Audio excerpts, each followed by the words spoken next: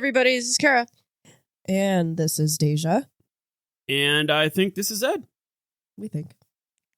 And this is your day's dumpster fire. Yeah. Here we go. Oh, wait. I gotta... there we go.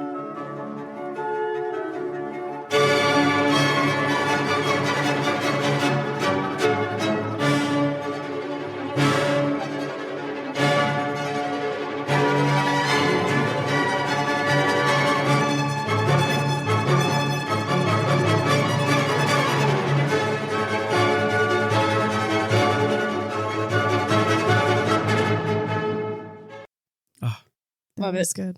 If anybody wants to know why I made Ed use that song instead of the other one, that is The Marriage of Figaro by Mozart, and that particular play / opera was super popular during the French Revolution, and Napoleon Bonaparte even said that play is pretty much the French Revolution in a nutshell. So, plus it's Here we funny. go. It's funny.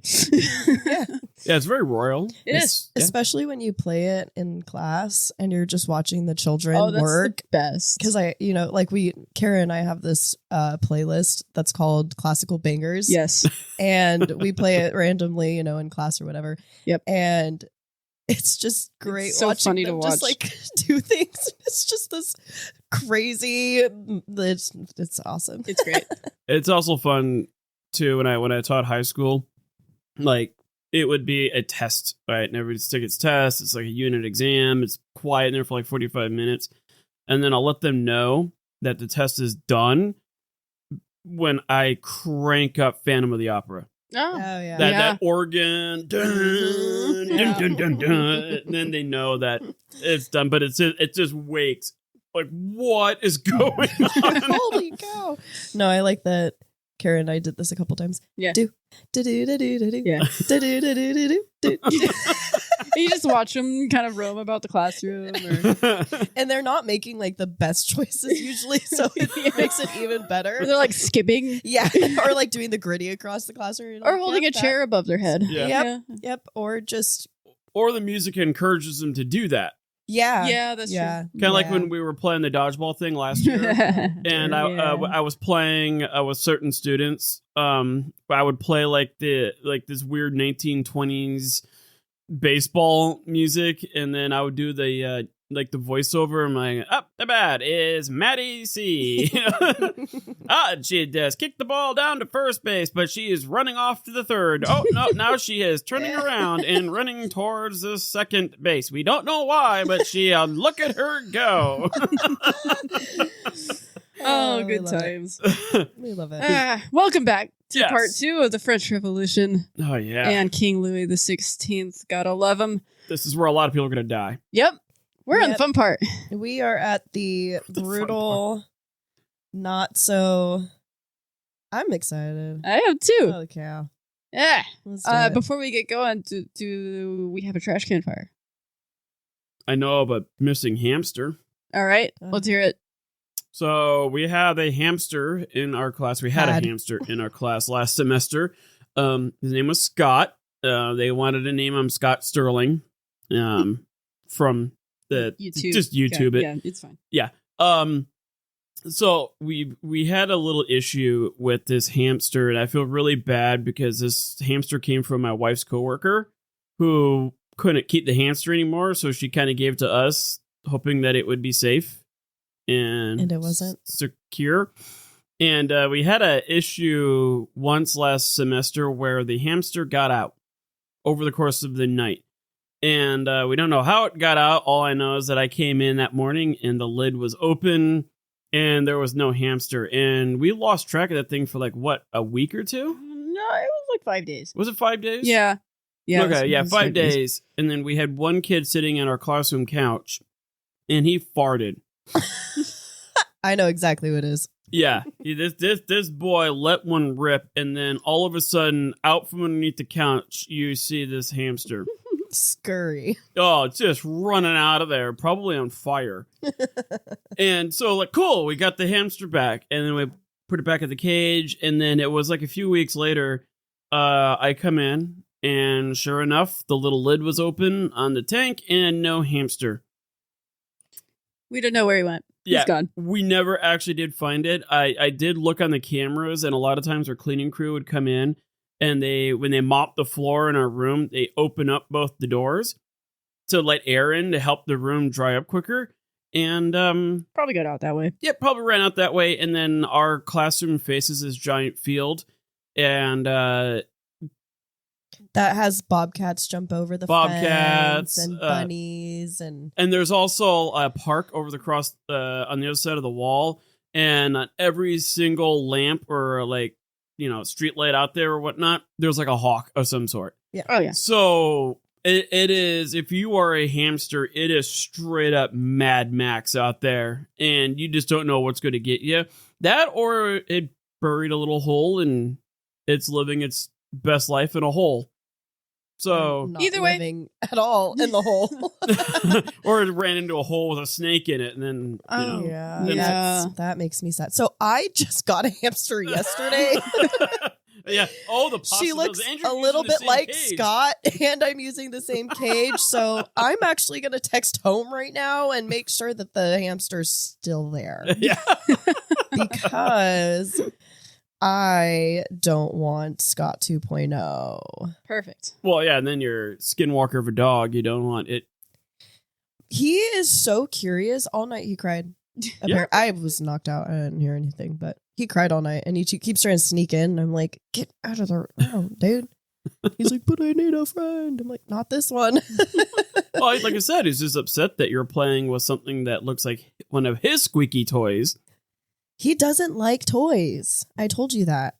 Oh. That's why one reason why I think he's a skinwalker is because he doesn't like treats very much. He doesn't like toys. He likes cheese. Well, I mean, yeah, all dogs like cheese. That's his only treat, really. Yeah. Strawberries and cheese and carrots. Yeah, you got to pay the cheese tax when you be going to the kitchen. Mm-hmm. Ours is an egg tax in our house. Ooh. Yeah. Right. They're That spoiled. adds up. I mean, yeah. Your dogs just eat the whole egg, like shell and all? No. Just a little piece of scrambled. Oh, okay. Yeah, my dog, she'll get like a whole carton of eggs and just eat the entire thing, shells and all. Mm-mm. Like, well, girl's got to go to calcium somehow. My old hound, there was one time we bought a German chocolate cake, and we put it on top of the microwave that was on top of our counter. Pretty high up, not high enough. We came home and the dog was laying on the floor with a gurgling belly for 3 days and then explosive diarrhea outside.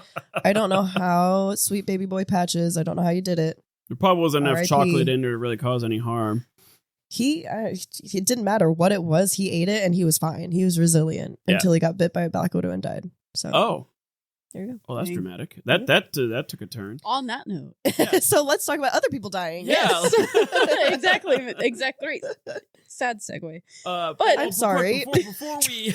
Before we go into a bunch of humans dying, if you are listening to this episode but you haven't listened to episode 35, I believe, episode 35, that was part 1, how to lose your head. Part 1, this is now part 2 of how to lose your head.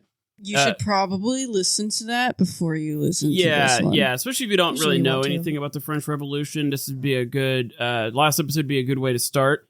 And then after this, we're going to take a little listen to Deja. I know she's working on Marie Antoinette, so that could be a 1 to 2 parter. And then I'm going to finish off with Napoleon.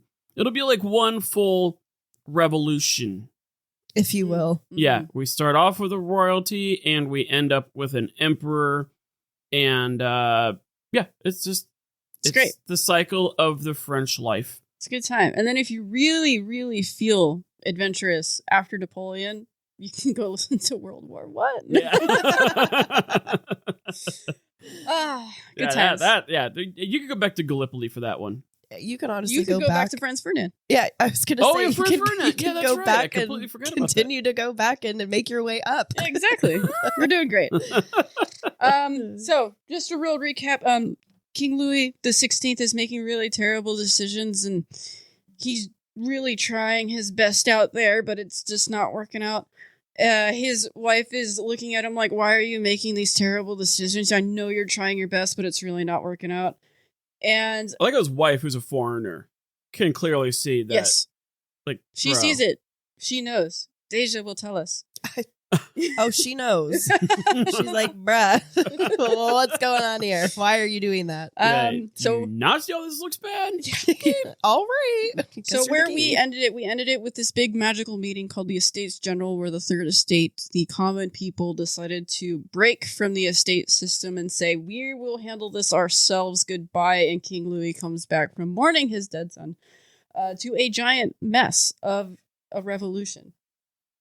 Essentially, that's and not like a cool revolution like the American Revolution, where it was like more like a British Revolution, where it was no blood was spilled yet, documents are being created, and estates are being broken peacefully, quote unquote, peacefully. Lot of paperwork. It's a paperwork revolution. Yes, it really is, and even with all of the blood and stuff, it really is just a paperwork revolution. So. Here we go. Now, remember, King Louis is doing his best to win the favor of the people, but he also is trying to hold on to his absolute monarch type of power, which doesn't go together well. It's like oil and water. And after he kind of gives up on bringing the National Assembly into the estate system, he just says, fine. Do whatever you want. And in July, he realizes this mistake and he orders 30,000 soldiers made up of German and Swiss soldiers. I believe they're Swiss. And they go to Paris. And he then decides to fire any royal minister who he feels was disloyal to the revolutionary cause. So on top of that, too, he dismisses our favorite Swiss banker and exiles him from Paris. And that is made public. And it is made public that German soldiers, are coming to the city. But he didn't tell them that. Oh. So it was like, surprise. He tells them he dismisses the banker. He does not tell them... Which the people love. He does not tell them that there are soldiers coming to basically bring the revolution down. Yeah, to stop the uprising. And you know what's really fascinating, as I was kind of studying up on Napoleon. Like, at the height of the revolution, I keep saying the height, it's just at any point in the revolution, you could have, like, the French king be at war with, like, say, the Austrian king or the British king, or all these kings could go to war with each other. But if one of them, say, like King Louis here, was being threatened with his life or the stability of the monarchy, then like other countries would help to maintain that king's position, because monarchies love monarchies, and like they don't want to see a republic in there. That's scary to them. Yeah, because because the Austrian king would be like, okay, I don't know how the people of France are going to react, but I know how the king of France is going to react, or the king of England will react, or whatever. So I find it really funny is that one day you could have these two countries with kings in them be at war, but then when those kings' job is on the line, then the kings help each other out to maintain that status quo. And there was a lot of that went down. Well, in this case, Germany. Well, in this case, it was more, these are Louis' hired soldiers. Yeah. They weren't sent by the monarch of the Holy Roman Empire or anything like that. This was just basically mercenaries. Okay, so he's Louis' army made up of German soldiers. Mercenaries that he can't pay. Correct. Right. Yep. Yeah, it's really good to piss off tens of thousands of heavily armed, trained killing machines because you can't pay them. I know you're joking, but we'll get to that. Are these people like this useless? Like, we'll get there. Okay, because that comes up in Napoleon too. Factual information. Yeah, because Napoleon had the same issue. So, our Swiss banker that the common people love so much, that is made public that he has been exiled from Paris. Now, this guy's pretty cool. What he does, even though he's exiled from Paris, he goes to, I don't remember, a different country, and he writes to the bank, and he says, look, I put in $2 million into this whole thing. Give that to the people. I don't need to see it anymore. It was originally for them. Just keep it for them. I don't need it back. Oh. That's pretty So it's cool. a write-off. Like a stand-up guy, you know? I just wanted to throw that in there. It doesn't really matter, but I mean, it's expensive. No wonder why the French people liked him. Yeah, he's a good dude. Now, French people loved him. Happening in salons, one particular salon in Paris, we have a guy who stands up and he's really upset. He dismisses our Swiss banker and the king needs to pay for this, and he makes a big show of it. And he starts protesting down the streets of Paris, pulling people in for his cause, yelling, and it starts to become a riot. Would this be a Maximilien Robespierre? No. I forget this guy's name, but it's not Robespierre. Oh. He probably dies anyways. Probably. They all die. Well, by today, they're all dead. Yeah. Spoiler alert. Facts. The boat sank. Honestly, truly, I don't remember this guy's name. I didn't even write this part down, but I thought it was important that it started in one salon by one guy who starts making a lot of noise in Paris, and they start taking to the streets. And so, on July 14th, 1789, this group of Parisians, along with the National Assembly delegates, come to the idea that if they are going to start this revolution, they need some artillery. Nice. Sorry, I really need my inhaler. Yeah. I laughed really They hard. just went full Vader on us. Okay. Anyways. So find your lack of faith disturbing. National Assembly delegates, as well as all of these common people, kind of start to blend together because the delegates decide that they need to get artillery, and all of the artillery happens to be in the Bastille. The Bastille is currently a symbol of monarch power. It was used back in the 13th century as a prison. And by the time we get here to 1789, it's still kind of used as a prison, but it's a prison for very rich white collar people. And what? Sorry. Did you say white colored people? White collar. Collar. I'm like, I don't know if that's an oxymoron or not, but I don't think that's how it works. And then we've got white colored people. Okay, so the Bastille itself was more like a fancy hotel that you can't leave. So, there was one guy in there who was a prisoner, but he had a whole library in his room. There was up to 130 some odd books in there that he would read all the time. Oh. His wife would go and get groceries for him. Like, it was pretty nice. It was nice. I can't remember his name, but he was like into the occult or something like that. Yeah, he was kind of a weird dude. There is a reason he's in the Bastille. Yeah, he's a prisoner for a reason. But it's cushy. Yeah, because I mean, he was doing like weird stuff with like underage children. It was creepy, but when he died, he did have like a full library. He had like a little kitchen. Mm-hmm. Like, yeah, there's a whole thing. How was this prison? It wasn't a TV. I mean, holy cow! Yeah, even in the 1700s, he had a TV. So like, even now, when you look at paintings from the time, the Bastille is always shown as like this big Gothic, scary castle, fortress type of thing, and it's not really. It's kind of small, and it was at this time, it was holding about 250 pounds of artillery. So the plan: 250 pounds of artillery, gunpowder. Oh, okay. Sorry. And then it had to be that's like wow. Not even a half a cannon. Sorry. No, gunpowder. 250 pounds of gunpowder with cannons on the top walls. Okay. And the plan by the assembly delegates was to go in there, take the gunpowder and whatever ammo you can find, release all of the prisoners in there, the sweeping amount of prisoners in this. Yeah, because they're in prison. They want to get out. And exactly. Whoever releases them, they'll fight for them. Right. And this giant prison, right? So that was the plan. As they were going to the Bastille, at the same time, this other guy who's coming out of the salon, hyping up the crowd behind them, they see these guys going to the Bastille. So, oh, good idea. Let's go follow these people. So now we have a mob of people extremely upset about the dismissal of our Swiss banker friend. Banker, not Ben Baker. Stein, yeah. Yeah. If you don't know why that's so funny, listen to the last episode. Yeah, I gotta do it to get it. Yep. So our plan is to go in there, get our stuff, release all these enormous amounts of prisoners in this fortress, the whole thing, right? And even during the time, the Bastille had this reputation of being this dark, scary place, but it wasn't. Like I just said, it was actually pretty nice, and there were only 7 prisoners in the Bastille at the time.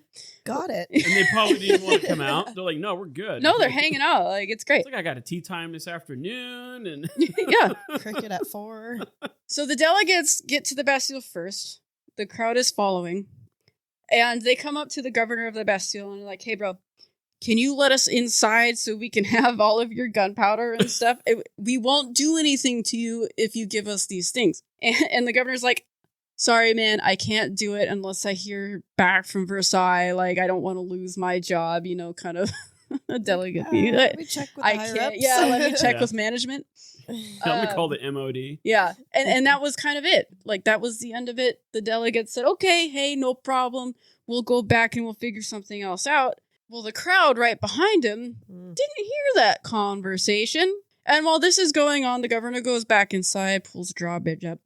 And from this angry crowd coming up, they come up to the walls, and two guys, who the delegates somehow missed, 2 guys, see, they climb up the walls of the Bastille, they cut the chain of the drawbridge, the drawbridge falls, like free falls down back onto the floor, killing another guy. Nice.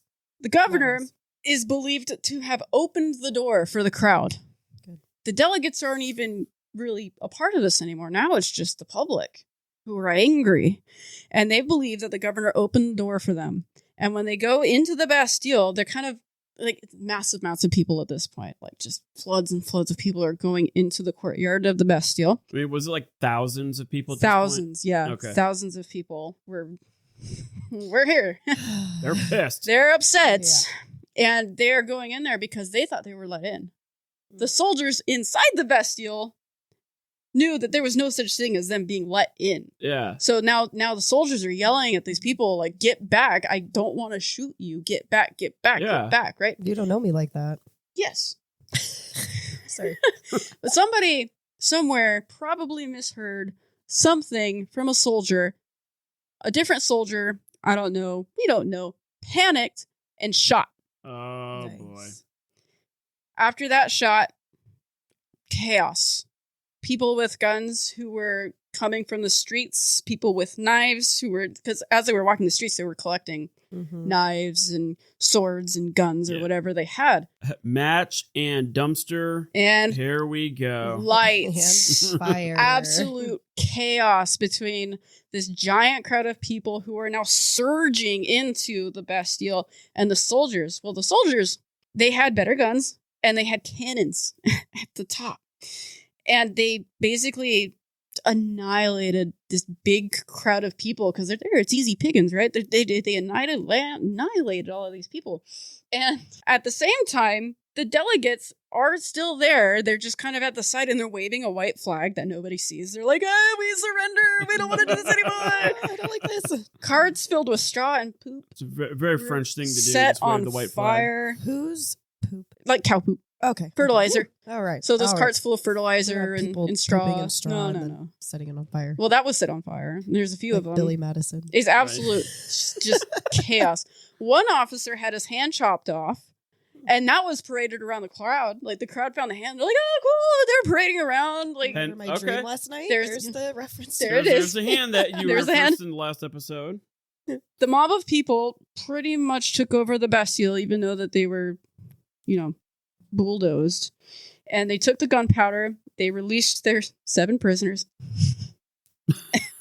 Enough to turn the tide. And, well, the sad thing is the governor of the Bastille, who felt that he failed his job by protecting the Bastille, was wrongly accused of letting these people in and leading them into a trap. So the mob believed that he opened the doors for them, and then Set they were 'em up. shot. They were set up and they were shot at. Mm. Upset, the angry mob grabbed him, drug him through the streets of Paris. People were spitting on him, beating him up. So by the time that he got to the end of this mob, he was just like, just kill me now. And they did. Oh, boy. They did with knives and swords. Like, he was stabbed to death. He wasn't shot. Ugh. His body was shot after he was dead from being stabbed. Overkill at its finest. Yes, angry All right. mob. Yeah, we'll see that with Napoleon when he took over Toulon. Like, just hundreds of people dying unnecessarily because they thought that... Miscommunication. Yeah, misunderstanding, miscommunication. And so instead of talking it out and trying to work it out, let's just kill him. So... As we do during the French. Yeah. Yes. So, all of this to say, the plan was to go in there and get gunpowder and release large amounts of prisoners. We got 250 pounds of gunpowder and 7 prisoners, 2 of which are mad. Louis, in the meantime, was notified of the storming, and famously he asked his messenger, or the courier, or whoever, is there a revolt? Thinking all of these riots, and he goes, no, sir, it's a revolution. And that is essentially the start of the French Revolution, depending on who you talk to. That's the famous date that we have. However, there are other dates. There was nobody else there that could corroborate that. Yeah, but it's a good line, and I like it. It's good for drama. So in response to this, Louis calls off all of those troops that he hired, because people are panicking. There's 30,000 troops coming to Paris. He calls them off. He reinstates our Swiss banker. But people are dead. It's kind of too late, bud. Yeah. And the next day, July 15th, Louis and Marie greeted a crowd at the top of a balcony at Versailles. And while they were there, the Marquis de Lafayette, our guy. Yep, fresh from America. What he did is he's coming back from America. He's here to support Louis, and he's like, okay, look, guys, because they're now what they're doing is they're talking to this angry crowd, and he's like, it was a mistake. The king was misled. He was ill-advised. His advisors suck. Like, I'm so sorry. It's not the king's fault. It's not the queen's fault. We're gonna figure this out. And it calmed down a little bit. Yeah. After that, it kind of calmed down. Lafayette was then assigned as, I think, like an official mayor, and he got the National Guard. And he was considered a hero. Yeah. From coming back, like he's one of the most famous people in France at this time. Yeah, and they kind of viewed him as like one of the guys that helped defeat the British. Yeah, we got to listen to this guy because he's great. So not too long after, a couple weeks after, on the night of August the 4th, the National Assembly drafted a slew of decrees which abolished feudalism. They also passed the Declaration of the Rights of Man and the Citizen, which is essentially their Declaration of Independence. I know I'm skipping a lot of things, but I'm oversimplifying it. It's fine. They drafted that up. They released it. So in August, Louis sees these 2 things go through for the National Assembly, and he's like, no, we're not doing this. And he is still the king, so he's trying to put his foot down, and he's trying to keep whatever power he still has left. But in all reality, this just made it worse. Is this one of these situations where there's absolutely nothing that could have been said or done by the monarchy to stop? To stop, yeah. Yeah, no, at this point, we have a Declaration of Independence. It's been signed. Yeah.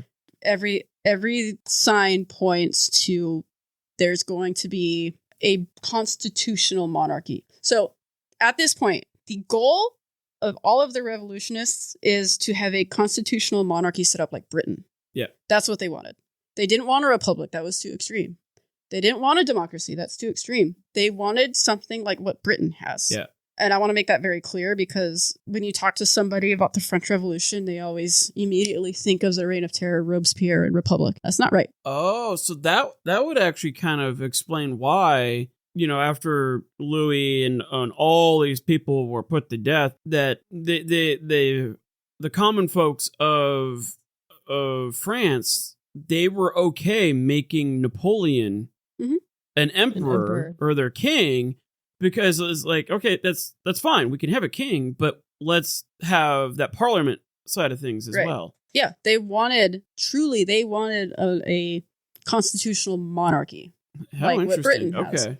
Louis is like, no, we're not doing this and we're not reforming. Unfortunately, when he did that, thousands of Parisian women, market women actually, fish women, women who sold things, they marched to Versailles. They were upset. And wait, they marched to Versailles from Paris? Yep. Dude, that's like a 4 or 5 hour walk. So the interesting thing is, it's generally speaking, they have a tradition where all the women will march to Versailles and they will give flowers to the queen. Okay. They use this tradition and turn it into a protest. Because in France during this time, it was the women's job to put food on the table. It was the women's job to provide food for their families. So it's the women who were extremely upset with the food shortages and what's going on. Yeah. They can't feed their families. So, because then they're being held accountable by their husbands and children. Like, why is there no food here? Or why am I eating the same little potato for a week straight? Correct. Right.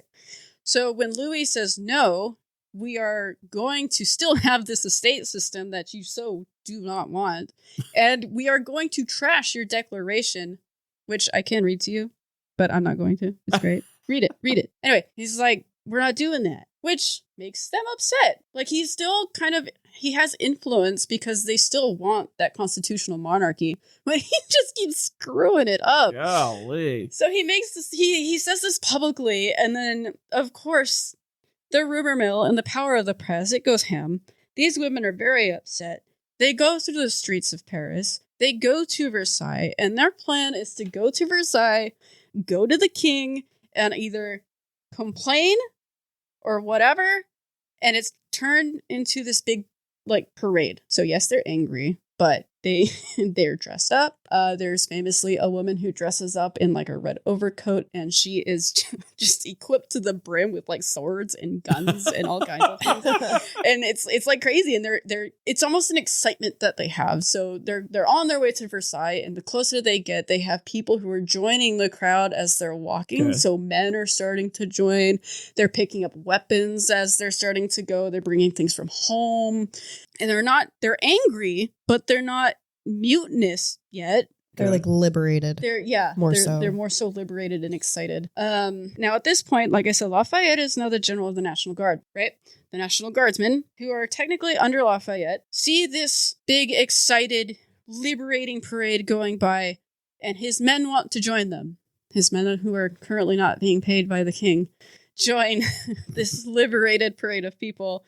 And Lafayette is trying to catch up with him, and he's like, wait, where are you going? So now we have National Guardsmen who are marching to Versailles. Oh. So I know that was a joke. but here we are. It's not a joke. It's not a joke. So the crowd finally gets to Versailles. Lafayette's caught up with them, and he requests an audience with the king. So what he was able to do is get in front of this crowd, and he intercepts the crowd. And he gets to the king, and he's like, look, we have a crowd of people here. They're extremely angry with you. Can you need to leave. Yeah. You need to leave Versailles, and you need to go to Paris now. And the king's like, okay. But I got to talk to my wife. Hey, honey, we're going on a trip to Paris. He's like, yeah. He's like, I got to talk to my wife, but she's asleep. So can it wait till morning? I can't imagine Lafayette's face. Like, no, go wake her up, please. There's that Jean-Luc Picard gif that I always show where he just does the face palm, just like, oh. Yeah. Yeah. So Lafayette's like, all right. I will try to keep these people calm. I will hang out in the palace, keeping these people outside. And he is up till about 5 o'clock, and then he kind of takes a cat nap for a half an hour or so. Well, while he's taking his cat nap, the mob breaks into the palace. And they break into the palace. They're running through the palace. And at this point, they're so angry. They're calling for the queen's head. Mm. They want to rip her open and like do crazy things with her intestines or whatever. Like, they're yelling all of these things about what they're going to do to her. She's in her chambers and she hears them coming. If you can imagine, oh crap. She was in bed, so no shoes on, probably in her nightgown. She leaves her chamber, and she's hearing this loud crowd, like that they're ready. They're storming through. So she's running as fast as she can to the king's chambers, because, you know, where else are you gonna go? So she's like, you know, knocking on his door. He finally opens the door, and she gets inside just in the nick of time. Because what happens is, after she runs to go to the king's chamber, crowd finds her chamber. And they find her bodyguards there. I think she took a back door. But they find her bodyguards there, and they decapitate them and murder them, looking for the queen. That could have been That doesn't her. Scream foreshadowing. I don't know what does. Yeah. Oh, and during this, actually, it was before this. I think it was the Revolution des Parlements. I just remembered. There was another one where they went by a wax shop. And they went into the wax shop, like a wax museum. They went to the wax museum, and they found the heads of some people, like wax people. And there was a girl, a little princess, Her name was Tussaud. So that's our wax our Madame Tussaud's wax museum. That was her shop. And they took the heads off the wax and they paraded the wax heads around. That was a little bit ago, but I thought I'd mention that because it's interesting. It's fascinating. Full circle. Yeah, full circle here. A revolution. Lots of heads. Anyway, so Marie Antoinette is now hiding in the chambers with the king. Lafayette obviously wakes up from his catnap, rushes to the king's chambers, and he finds the queen there with the king and their bodyguards, and they're all like basically hiding. And Lafayette is able to get them to calm down. He exits, and he's able to somehow, I don't know, get the crowd to chill out. He gets them outside, and he tells the king and the queen, you have to make an appearance now, and you have to go to Paris right now. Yeah. Like, you don't have a choice. So they do. And the king comes outside, and the queen, she's probably extremely traumatized by this, and I'm sure Deja will talk about it, but she doesn't want to go outside. No. She doesn't want to talk to these people. No. These people are crazy. They're asking for my head. Yeah. And my intestines. And my intestines. She's like kind of fond of both of them. It's ridiculous. I need those. But Lafayette, the great man he is, his sister and he helps her go outside. And she's standing there. She like has the kids outside with her to try to make this royal appearance and try to calm this crowd down. And all Lafayette has to do is kneel in front of the queen and kiss her hand. That's all he had to do. And then the crowd is like, long live the queen, blah, blah, blah. So that was turned around. But That guy is he's lot more great. Interesting than I thought. Yeah, Lafayette's pretty cool. Yeah. So Lafayette. So he was able to win. Right? He was able to get them to calm down, turn that whole thing around, but the royal family You turn that frown upside down. Right. Oh god. The royal family does end up going to Paris, and they're kept prisoners at a palace down there, and they were taken down on October 6th, 1789. So they were now in a palace in Paris that they can't leave. I'm going to call it the prison palace from now on. Between 1790 and 1791, while the royal family was in Paris in their prison palace, the National Assembly also moved to Paris from Versailles. So they kind of followed. You know you're a monarch when you have palaces for every situation, including for one when you're in prison. It's true. Prison palace, food palace, right? Versailles. Poop palace. Where's that beat button? Say that again. Palace. Anyways. But yes, you're right. Now, during this transition, the National Assembly is beginning to fracture. All right, so we have this issue with the monarchy and we have this issue with the royal family, but outside of that, the National Assembly and their ideologies are starting to fracture. And we're getting younger members who are more extreme than those who wanted the constitutional monarchy. Now we have extremists who want straight up republics, and this extreme version of at least for them, like this is extreme for them. Yeah. Version of a government created a club for them to all hang out at. And this club was called the Jacobins, or the Jacobites, led by Robespierre. And their ideology was rather interesting. So they wanted a republic. They didn't call it a republic, but everything that they wanted was basically a republic. So I'm just going to call it a republic. Anyway, their original intent was to make the republic, and they were going to do it through fear, intimidation, and violence. It works every time. Every time.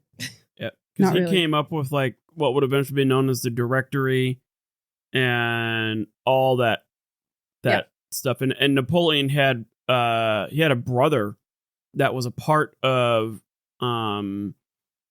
Robespierre's little inner circle, and that's one of the ways that Napoleon was able to climb so fast, so high. Yeah. Well, or so high, so fast. Just know that they're brewing over here, working on their whole republic government situation. Meanwhile, in the prison palace, Louis started to become really desperate. He came up with an escape plan, and he thought it would be a really good idea to try to get to Austria because that's where his wife's family is from. The revolutionaries were in complete control. Madness began to ensue in his view. He was even advised to give up his power, to retire, accept a new constitution, and all that. Like abdicate the throne, and he was given the option. Do you think if he went out there and was like, "Hey, I'm stepping down. Clearly, you guys don't want me here anymore. Let me and my wife pack up, and we'll go someplace else." I don't think it would have worked as successfully as he wanted it to. Okay. I think it could have smoothed things over, and it would not have escalated as far as it did. But the way he did this was just, oh my god. Okay, so he didn't want to give up his power. Instead, he decided he would take his family, escape to Austria under the protection of his wife's family. Okay, like her brother is the Archduke of Austria or whatever. He's the big man in charge. So he would then gather an army while he was there, come back stronger, and take his country back, right? It's foolproof. In the bag, easy. Oh, we can do this. We heard that before. Oh, yeah. This is going to be great. Foolproof. Yeah. Oh, in the middle of the night, the family left for Paris under... They disguised themselves like at least they tried their appearance. And they got all the way to a small border town in France, near the Austrian-Franco border. And they were stopped by a National Guard member who is now, for the Republic. And they got stopped, and the guy was like, "Hey, aren't you the guy on the money?" He's like, "No. What do you mean? No. Yeah, you're the guy on the money. That's crazy. Where are you going?" So you're the guy on the money that nobody has. Right? Yeah. Or you're the guy on the bill that has no value. You're the guy on the IOU. So they take him and the family back to Paris immediately. In terms of the revolution and the revolutionary cause, this was disastrous for Louis. He was getting by that I mean staying alive, by having the reputation of being misled, ill-advised, kind of stupid. But now with this attempt, it didn't look good. Because it was shown that he planned this. Yeah, right? It's kind of like those criminals that plead insanity for a murder charge. And, I was crazy. And then they clearly show in court that they aren't crazy. Yeah. That they planned it all out. This is methodical. Like, I feel like that's kind of like Louis could have made that work. Mm-hmm. But trying to claim ignorance when in reality you are actively trying to get out of this, that doesn't scream ignorance. I'm going to make it worse. Oh, good. We love that here at the Taste Dumpster Fire. Wait, there's more. What I didn't tell you is that when he left for Austria, this guy, who never writes anything down, oh no, God, left a manifesto. Oh, yeah, as they do. With all of his intentions, his repulsion for the revolution, and disagreements he had. And mind you, this Jacobite movement is really gaining some speed here. On top of him, like going to go to Austria, build up an army, and then take. That was written down. Mm-hmm. Mm-hmm. In the words of my students, legend. He's cooked. He's That's what that means. Yeah. When you're cooked, that means you're like you're a goner. I thought that meant like let me talk. No, I don't know anymore. I just guess. With the capture of the king and his true intentions public, revolutionaries called for his immediate removal, and now they didn't want a constitutional monarchy anymore. This was really the thing that did it. They wanted a republic. They didn't want a monarchy anymore. This guy screwed us over. We gave him all of the chances in the world, and still he wanted to come back and fight and put us back into the estate system, which we so hate. Mm. In the meantime, feudalism is officially dead, disintegrated. The church, even, was no longer a major partner of the state.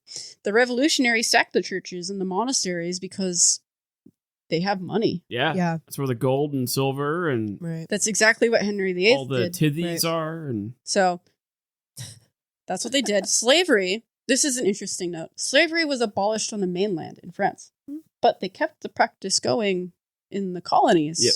Because that's how they made money. Mm-hmm. Yeah. That's crazy. Interesting, right? Sounds familiar. Yeah.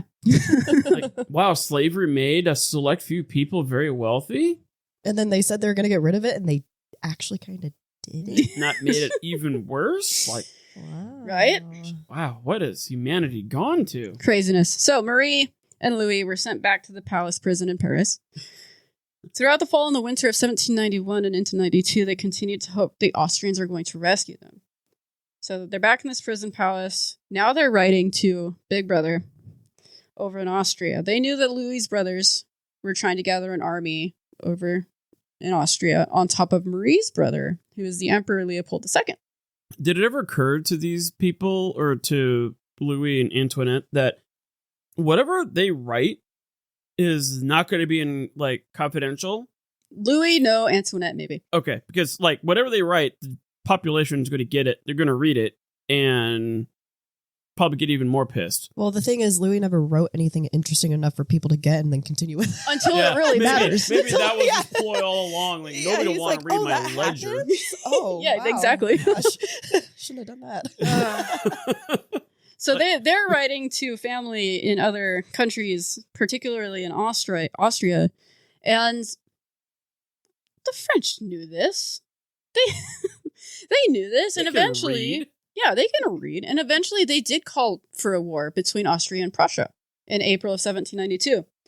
And that gave Louis and Marie Antoinette even more hope that they were going to be rescued, thinking that, okay, well, maybe if they go to war with them officially, then there's a chance that we could win and we'll be rescued, right? So the Parisians, however, didn't like this idea. They didn't find that very hopeful.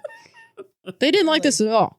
They were worried that the Austrians and the Prussians would come in, take over, and then they'd put the monarchy back into place. Yeah, well, which is probably what they would have done. Yes. So in response to this, they stormed the prison palace on August 10th, 1792.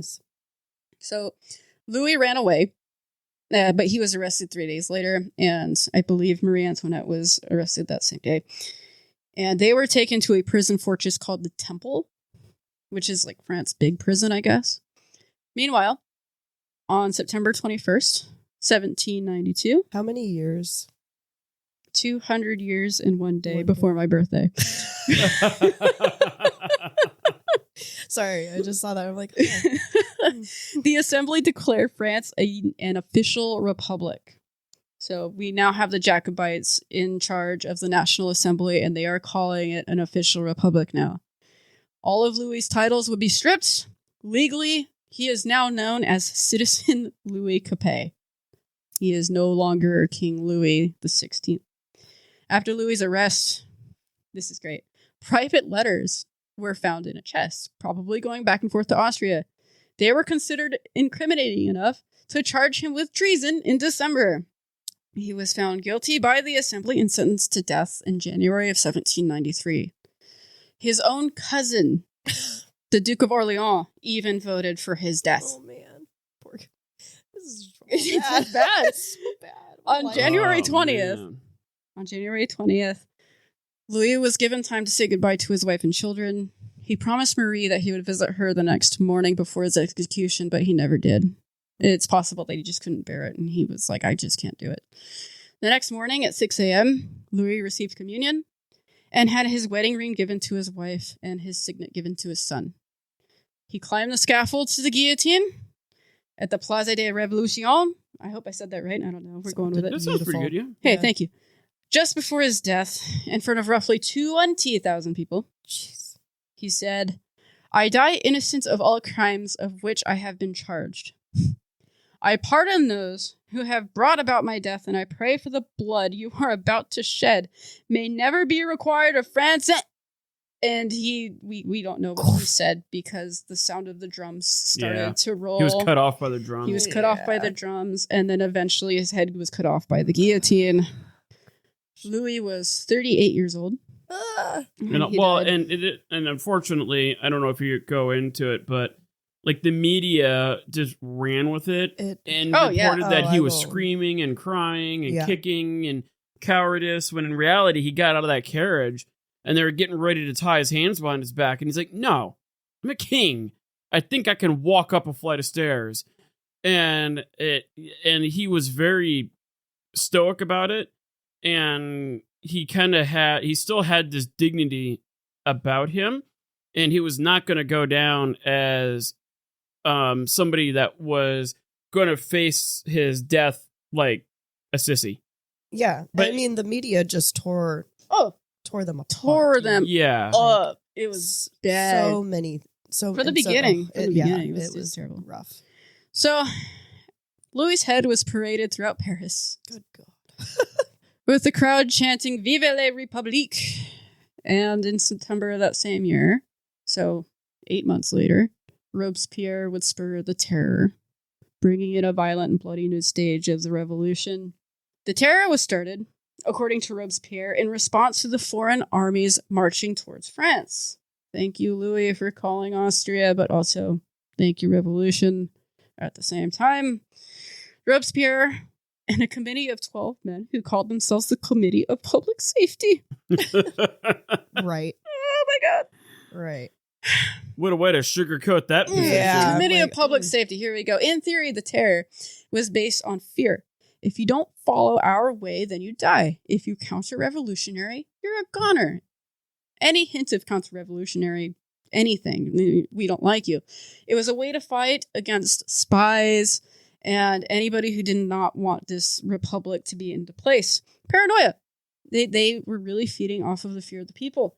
The Committee of Public Safety passed a string of draconian laws that gave the Jacobites any kind of excuse to arrest Parisians for counter-revolutionary actions, comments, or beliefs. It could be anything. It could have been like, I don't feel like doing that today. Nope. You're arrested. Like anything and everything. Well, and there was hardly any, there was like no judge, jury. It was just the executioner. And Robespierre, he got caught up in this. I'm going to touch on it. Yeah. So like they were accusing him eventually of just like, you could just point your finger at anybody and have him executed. Like, how is that any different than the monarchy before? And yeah, and it's one of those things where it even got to the point, because even Napoleon brought this up, it got to the point where it's just like, okay, you can have a political party. You can be a part of that political party. But at this time, if you were in the revolutionary side, if you're a Jacobite, you had to agree with it 100%. So if the Jacobites said, oh yeah, taxes need to be, say, like 8%, and you're like, well, does it have to be that high? Could it be 7.5%? You could be sent off to the gallows. Yep. Out. Off with a head. Yeah, pretty much. It's just ridiculous, like how crazy this went. Very extreme. Marie Antoinette, meanwhile, was kept prisoner until October. She was executed for treason by guillotine on October 16th, 1793. Like I said, I'm not going to go too far into that because I know Deja's going to talk about it. And I'm just I know I'm speeding through the terror. Like, this is what everybody wants to hear, but I'm speeding through it. I'm sorry. But it is what it is. Anyway, anywhere between 300,000 and 500,000 people were arrested in its 10 months period. The terror lasted 10 months, and we have 500,000 people who were arrested. In that 10 months' time, all under the control of Robespierre until the very end, we have 14,000 to 40,000 people dead by execution, primarily by the guillotine. Essentially, I'm fast forwarding through a lot, but it ended with the beheading of Robespierre himself, which is rather poetic. After he got shot in the jaw. Correct.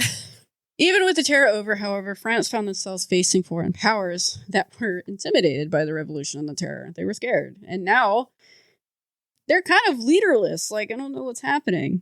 And in 1795, the Jacobites, the remaining of them at least, passed a new constitution. It was enacted, and 4 years later, a new leader came to bat for France and its governmental ideals. And I'm going to leave it there so Ed can take it up after that.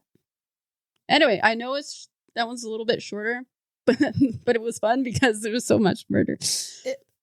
Okay, Kara. The one who's like, everyone should just be happy. It's just like, that one was fun because everyone got murdered pretty much. Right. I know. Yeah. My natural state is confrontation gives me anxiety. Yeah, no. But I find this so fascinating. I kind of got a sense there. Like, it's fascinating to read, but then to talk about. Because, like, there was that saying, like, the streets ran red with blood. That literally happened. And, like, the guillotine, there was one comment that I read back in 1755 that stated that the guillotine was the machine that ran all day and all night. Oh, yeah. and it was just one right after another. The guy who discovered oxygen, the element oxygen, because the periodic table was kind of forming, and his name is escaping me, but he discovered oxygen as like the 8th element on the periodic table. But he was arrested by the Jacobites, and he was sentenced to death just because he took money from the king years ago to like do his research. And he was really famous for, he told his assistant, because this guy was a scientist to the end, he told his assistant, like, okay, they're going to chop off my head, and I'm going to start blinking. And I need you to keep track of how many times and for how long am I blinking before I finally die with my head cut off. Joseph Priestley. Joseph Priestley? Yes. That sounds about right.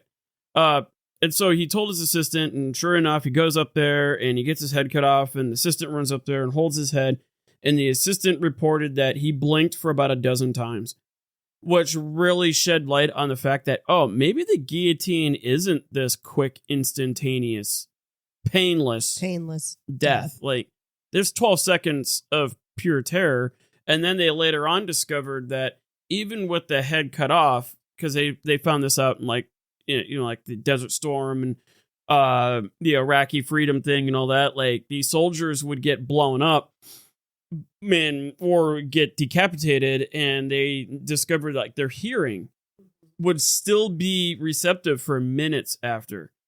So yeah, like it was discovered during that time that, oh, maybe getting your head cut off isn't as humane as we thought. And Guillotine himself got his head cut off. Yeah. It's all everyone. Everybody got their really. head cut I think off, there's really. only one. I don't remember his name. There's like one guy. It's like, yeah, if you had any affiliation with the king in any way, if you received a Christmas invite from him 2 decades ago, you were screwed. Cut off. Yeah, it's just wild. Not a good time, but what a great story. Thank you. I've worked really hard on it. I see that it is fascinating because I'm doing a different point of view. Mm-hmm. And my perspective is very similar, but so different at the same time of what I'm reading, because Antoinette's like views were a little bit different, and you actually could read her views, and you can understand, and like it's really. I would not want to be them. No, that is not a life. That sounds like, no wonder he had so much anxiety. Yeah. It really sucks too, because like every time he tried to do something, to put a plan in place to fix something, it wouldn't work. Yeah. And it would blow up in his face every single time he tried to do anything. Well, yeah. The guy couldn't make up his mind on a great deal of things. He always had to find the middle ground, which, like I said before, that's not necessarily a bad thing, trying to find a compromise, but I think he just inherited a country that was just too far gone. Yeah. I think it's safe to say that the revolution was going to happen no matter what. Mm-hmm. Yeah. It's just the way it happened is what made it so crazy. Yeah, and I just don't think that there would have been anything that he could have said or done that would kept him from going to the guillotine. But I wonder if he didn't write those letters asking for relatives to send him a freaking army. I wonder if that could have kept him. The only time he wants to write. Yeah, the only time he writes is like, hey, help me overthrow this revolution. Make a ledger, dude. Like, it probably would have gone a little bit better. Right? Yeah. If he just abdicated the throne, he probably could have just... If he had just said, let's do the constitutional monarchy thing, we would have dodged a lot of blades. Or just not written those letters. Yeah. If he didn't write those letters and he just abdicated, and then they probably would have exiled him to Austria. And then while you're over there, put together an army and then come back and try to take it over. Do things quietly. Yeah. Don't tell people, and don't write it down. Yeah, the last thing you need is everything in writing. Yeah, the one time he decides to write something meaningful. It's a manifesto. It's a It's good. It's good. Well, awesome. Yeah. Great. Did Great it. I'm saving this so I can teach it in class. Yeah. Yeah, we might as well tell our students to come listen to this. Yeah, be like, all right, so... But then they have to actually write about it. Sorry, guys. Well, tell them your homework is to give us views on the podcast and listen to these 2 episodes. Review, like, and subscribe. Yeah, like and subscribe for extra credit. Yeah. You get 3 extra points each form. Perfect. And share. You got to share. I've actually 10 points. I told my daughter, because my daughter, she recorded with me the last time, and she's like, yeah, I've never actually listened to the podcast. I'm like, cool. Yes, my own daughter doesn't even listen to it. So then I told her via the podcast, I'm like, this is what you do. If you get somebody who's interested in the podcast, I did this literally this morning to the lady who gave me a haircut. She asked me what I was going to do today. I'm like, well, I plan on recording a bunch of stuff. And that immediately starts the conversation of what it is, what it's about. So I went and like, here, give me your phone. Like, give me your cell phone. Do you use Spotify? That's what most people do, or iTunes or whatnot. So I physically go onto her phone, and audience, you can do the same thing. You can go to friends and family and hairstylists and demand their phone. Yeah, just say, hey, let me have your phone. Give me your phone. I'm going to point you in the direction of something pretty epic. Even your dentist, because your dentist has got both hands used. So just grab their phone, go to wherever the podcast is at, because we're everywhere, and then find it for them. And then there was one lady that we used to work with. She's no longer there. She didn't last too long. When I got a hold of her phone to help her find the podcast, I went on to like Amazon and iTunes and Google and Pod Addict. I went on everything, and I basically hit subscribe and notifications on everything and download. So I bet you anything, every 2 weeks, she's getting like 18 episodes downloaded, and they're all the same episode. I'm sure she's really excited about that. She probably has no idea I even have. We love that. She's like, what's a podcast? Oh, I got you. Here we go. My family's made up of 7,000 people, just for my grandmother. And I'm going to put in my 20-person group chat, hey guys, don't forget, subscribe if you actually love me. There you go. Oh, yeah. There you go. Bribes. There's going to be another. We'll get maybe 65 out of the 7,000. But you know what? We're growing. Yeah. We get to use the whole guilt thing. If you actually want me to be a part of your life in this family, you need to sign up for this. I thought podcast. you loved me. Right? Don't you love me? Then you'll actually listen. Yeah. And if you don't listen... Carol only has 2 siblings. Facts. And they listen to they it. already listen. Yeah. I'm just here. Stars. It's fine. Well, I know your mom listens. Yep. And we always joke that it's Kara's mom. She's probably using a VPN, not knowing that she's using a VPN. And that's where we get our British guy from. There we go. One British listener. There we go. She's just like, your mom's like in England and is not even aware. That's awesome. That's awesome. Correct. All right. Any housekeeping? Yeah, so if you want to contact us to send us a trash can fire, send us an email, tell us how good we're doing, or if you have some very kind, nice critiques that you want us to make, you can message us on Instagram at The Dazed Dumpster Fire. You can email us at thedazeddumpsterfire@gmail.com, or you can go to our website, thedazeddumpsterfire.com, and send us a message there. I also know that Ed's got a Patreon all worked out, so we just got to get the link up there. Once we do that, we are just kindly asking for donations, nothing extra or anything like that. So if you want to support us, you can totally do that. If you want to support us another way that doesn't involve money, you can leave a review on whatever you're listening on, give us a like or a follow. That really helps out as well. So either way, it doesn't matter, no pressure. But there's also text messages too.